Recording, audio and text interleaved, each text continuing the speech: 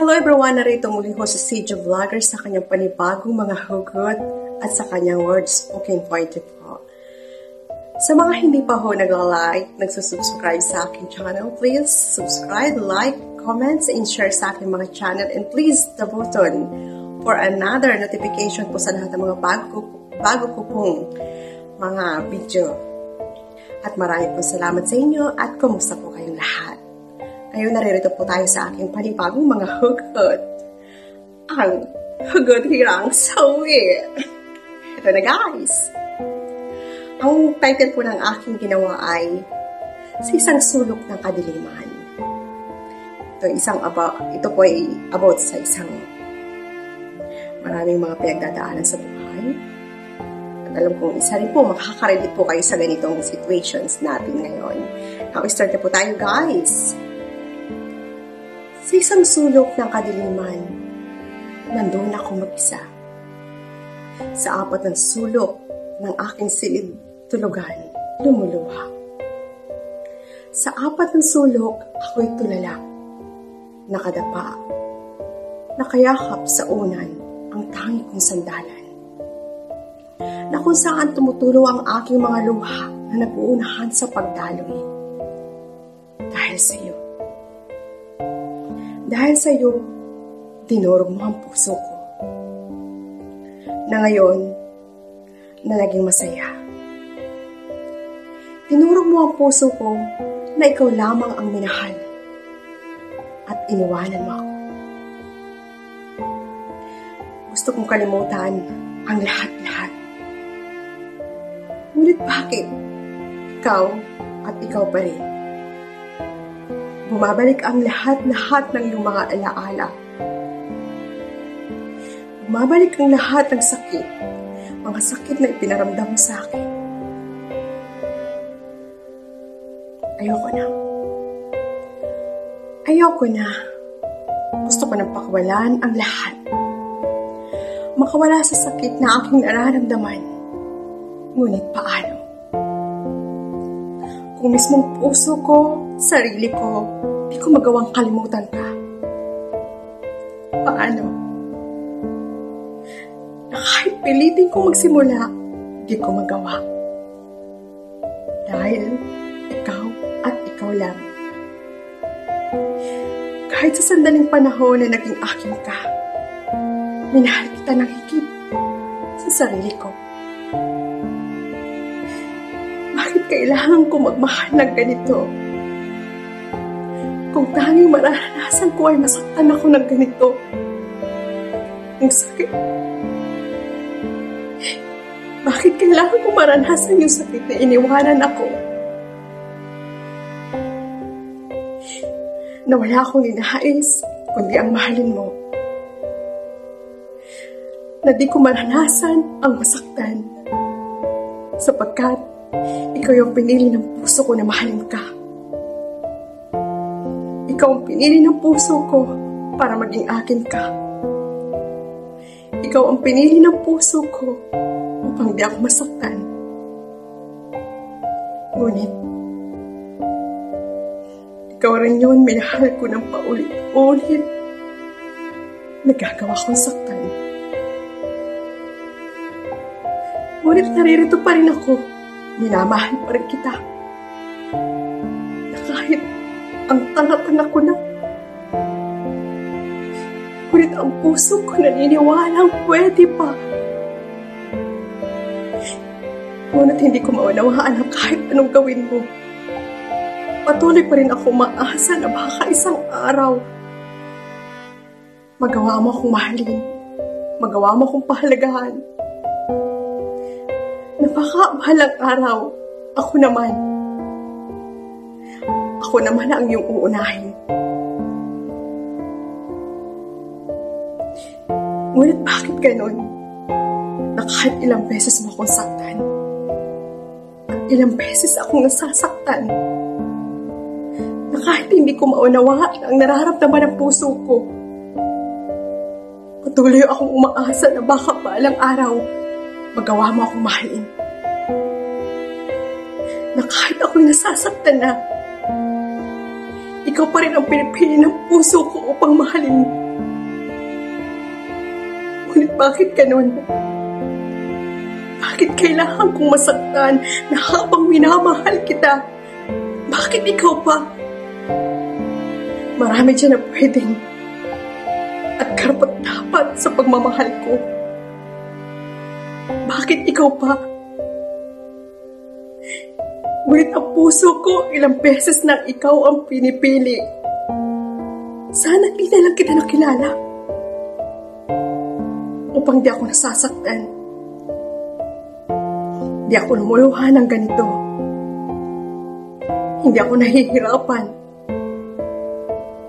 Ngunit ang tanga-tanga ng puso ko.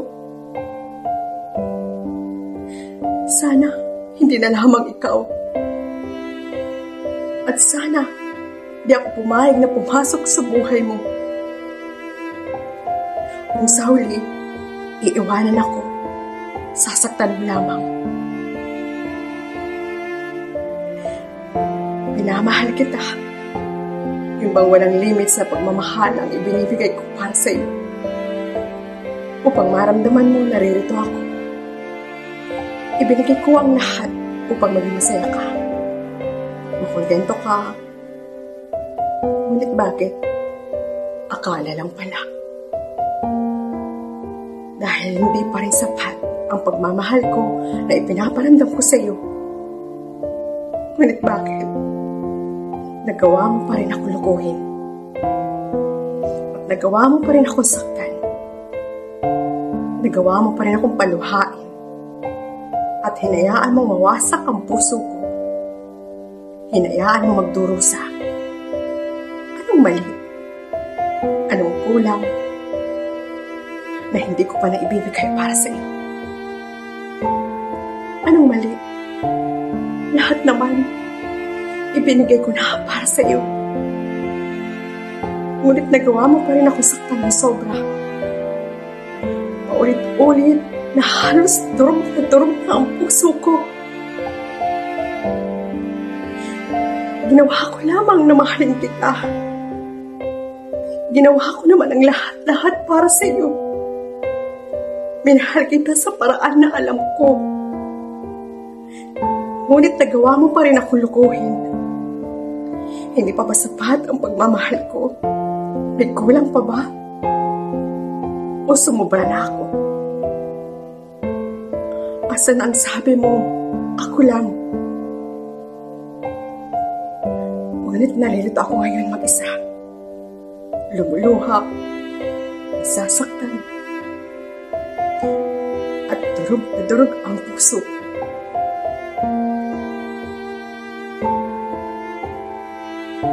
Ilang luha pa ba ang dapat masayang? At ilang beses pa ba dapat akong magmahal? Ilang beses pa akong dapat masaktan? At ilang beses pa ba akong dapat mag-isa? Nakakapagod pala. Nakakapagod pala yung parati kang sinasaktan. Parati kang iniiwanan. Nakakapagod din pala yung parati kang sasaktan kapag ikaw nagmamahal. Minahal lang kita eh. Minahal kita ng totoo. Minahal kita ng sobra. Siguro, minahal mo ako. Ngunit, sa paraan ng kasinungalingan lamang. At sakit lang ang nararamdaman ko. Lahat yun, paghihirap, luha, sakit, bighati. Sana kung alam ko lamang, sana noon pa lamang lumayo na ako at hindi na kita hinayaan pumasok sa buhay ko. At sa puso, kung ganito lamang ang mararamdaman ko, puro sakit at pagdurusa. Ngunit,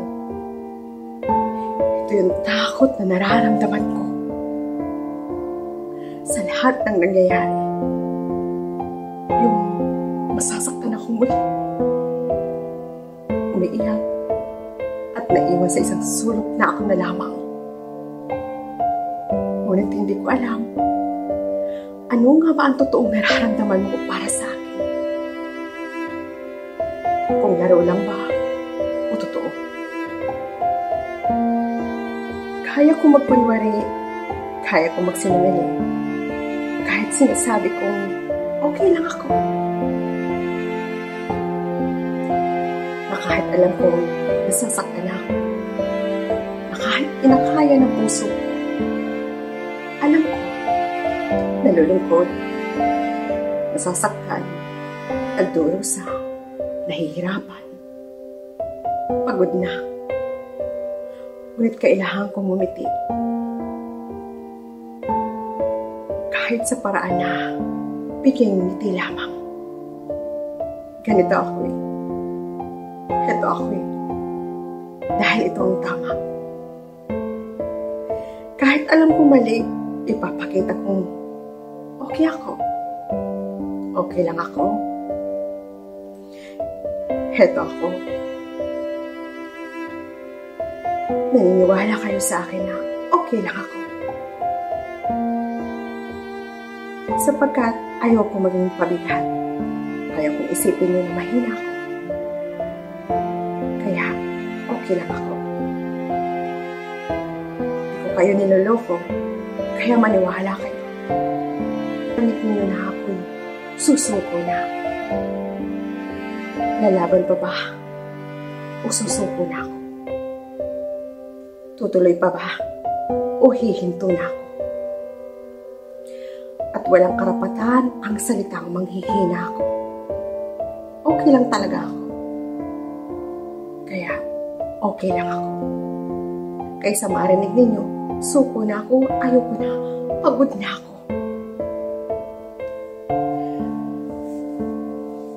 Alam niyo po guys,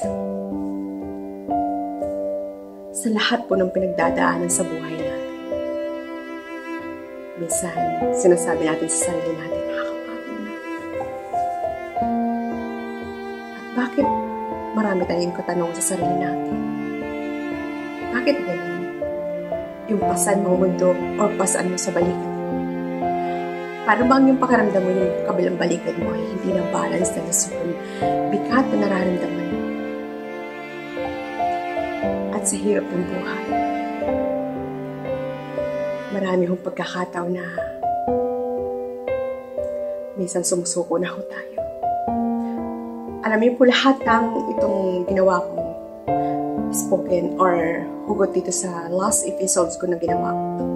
Yung okay lang ako. Ang title po nun. Marami hong pagkakataon na nangyari sa buhay ko yun.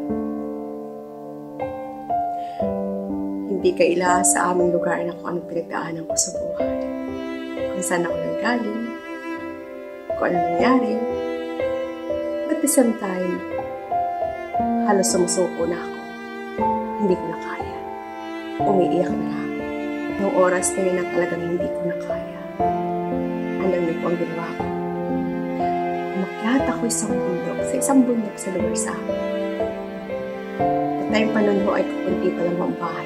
Makikita mo buong Manila. Buong lugar namin. Kasi sa taas po ako doon.